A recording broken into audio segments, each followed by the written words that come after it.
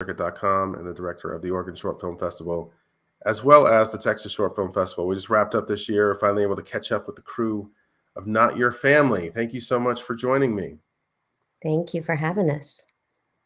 So we screened your film 2 times this year at 2 different places, 2 completely different film festivals. Texas Short Film Festival Summer 2022, where your film was nominated for the Best Director Award. Had a fantastic screening for that one, as well as Oregon Short Film Festival Fall 2022, which just wrapped up a few weeks ago in October. Another excellent screening and nominated for the Best Drama Film Award. So congrats to both of you for your hard work. Thank you. And thanks to all the judges too. Yeah. Thank you. So what can we, I will give away the end of the story too often. So what can the two of you tell me, or one of you, can you tell me the synopsis of Not Your Family? The film is about an immigrant from Ukraine who comes to the United States illegally and trying to work his way in so he can bring his family.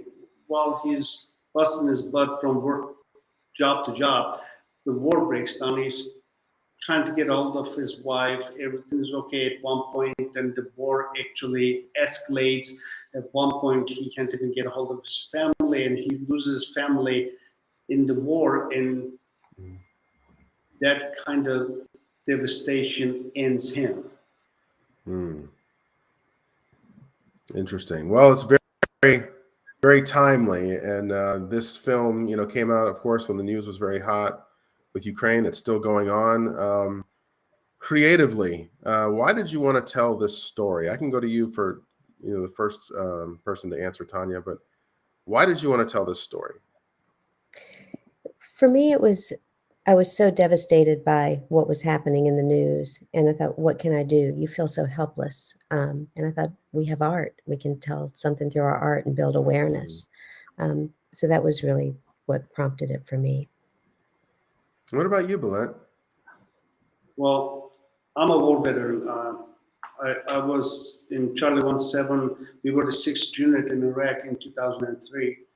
I learned from firsthand, there is no winners in a war, there's only widows.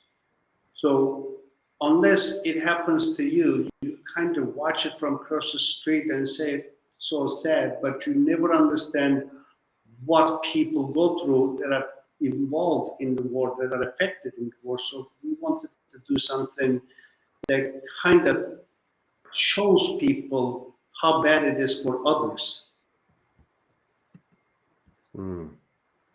We definitely showed that with this film. We definitely showed the struggle. You showed the desperation, the lack of communication, just how that can affect someone mentally. This was also, a bit of a mental exercise. Let's talk about this. It's one thing to tell a story about the news, but your story, the reason why it resonated with the judges is because it's so personal and what you go through mentally and everyone deals with things you cannot control. There are just some things that are not in your control, no matter how hard you work, no matter what you say, no matter what you do, there are some things that are not in your control. And can you talk about that? Because that just seemed very personal, a very personal experience for you, Bulent. What was that? What's this period been like for you? I guess it brought flashbacks from the war. When I was at the war, we went to bed.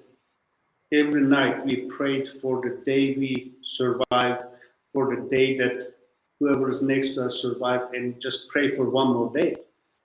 But the people that we left behind, the loved ones, the family, the mother, daughter, son, father, that didn't know what we were doing, they didn't have any news from us. They just waited for that doorbell to ring, hoping to see us, but in their mind, somewhere deep in there, they knew it could be the worst news they can get. That kind of emotion is not really apparent to most people unless they kind of see or hear about it that affected somebody close to them. And that was the entire motivation of the film, have them feel something more than what they watch on the news. Interesting. Well, very powerful subject matter here. Let's get into the production of it and maybe some of the challenges you dealt with during production to make this film. Was this a learning experience for you at all, Tanya? Oh, sure. Yeah, Bulent was driving back from Atlanta when the idea hit him. I think he may have. Did you hear the Cranberries song? Was that what? Mhm. And the idea just came to him. So we knew we wanted to do it and do it fast. Mm, So as he was driving, he was kind of so by the time he got back, sort of written out what we were going to do, written it in script form, and we played around with that for a moment. But we put it together so fast. That was on a Wednesday. I think we mm, shot this on a Friday. And our cinematographer was like, I'm in. Our sound guy, I'm in.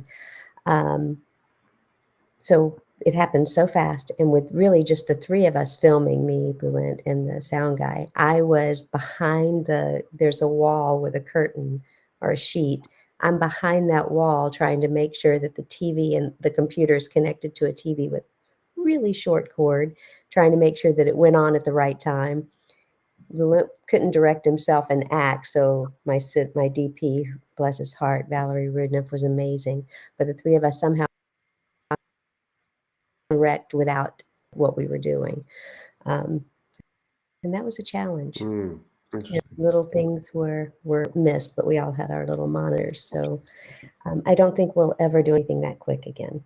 We'll make sure that more more of us, but we really were so anxious to get the message out and to do our part with whatever we could do. All right. What about you, Bulent? What'd you learn during this?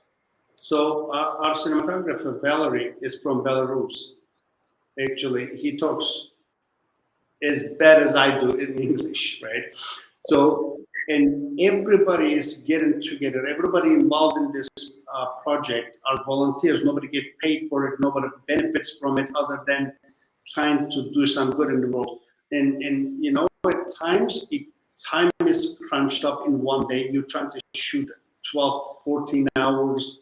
There are times you want to strangle each other, because you're cramped up in one room. It doesn't even have shoulder room to move around, trying to see how the footage is coming out. At the same time, trying to manage the TV that is playing, trying to manage the lighting because as the sun sets, we have to completely darken the room. There was a lot of times that was the angers, egos, everything kind of build up, and then we have to pull it back because you can't just say, "Hey, shut up and do your job," right? Because it's all voluntary, it's all for the good cause. So we all have to take a step back, take a couple of deep breaths, and say, "Okay, how can we make this better?" And trying to get onto the same page. Excellent. Yeah. Sounds like a great experience. It's almost like you were just, what they say in when you get lemons, you make lemonade, right? It's almost like you just put this together and went for it, but it turned out great. It looked like it was, I guess it's just such an emotional element. I mean, the whole audience was just silent until the very end. And I think that was very powerful in both markets. I think it really, really did well. So let's talk about the future. Obviously, you put a lot of projects through our festivals, and you just had a screening at Oregon Screens Horror Film Festival, a whole different film. What are you working on next? Tanya, go for it. We have a found footage horror that we are going to film in Vermont in June. Mm. We've based it on this lore of our lovely Leatherface lady. So we have a comic that we're doing for that as well, with kind of the backstory. I guess you could say it's kind of a Candyman-ish, Bloody Mary type of backstory. So any characters could populate the actual film. So we decided to do found footage and try our hand at that. Mm. Interesting. What about you, Bulent? Are you working on this together? We work all our projects. Me and Tanya, we collaborate. We write, we direct, we produce everything. Even the comics, we sit down and work on it together.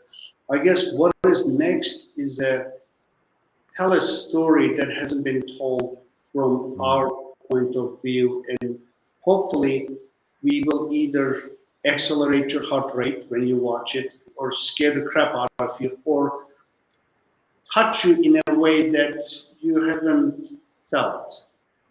And maybe hopefully it teach a thing or two about humanity and how peacefulness is better than any other form of living. Okay. All right. Well, hey, I appreciate your time today. Is there what's the best way for someone to get in touch with you? I think through our website, bellumentertainment.com has a Okay. sign up feature. And I'm always on Facebook. I'm easy to find. It's public. I have an Excellent. Instagram account as well. All right. Well, hey, thank you so much. Is there anything else that either of you would like to add today before we go? Yes, I would love to thank our judges. Thank you. Love Yes. working with you guys. The film circuit is my favorite. Definitely everybody that's involved in the film circuit, everybody involved in film period, trying to tell their stories, and judges, obviously. Thank you so much. Well, thank you very much for your time, and your films make us look good. Like I said, I can definitely be your first witness in San Antonio and both and in Portland. You just had fantastic screenings. Your work makes us look good, and we appreciate you taking the time, and we appreciate you thinking of us every time you're submitting. So thank you so much. Thank you. Have a good day.